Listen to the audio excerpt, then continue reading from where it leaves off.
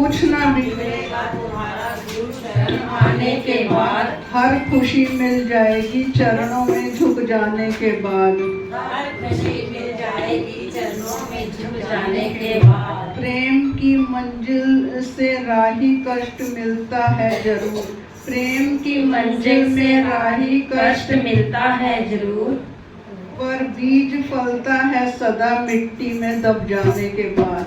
पर बीज फलता है सदा मिट्टी में दब जाने के बाद। बोलिए सद्गुरुदेव भगवान जी की जय हो। गुरु गुरु कहंदी नी मैं गुरा वाली हो गई।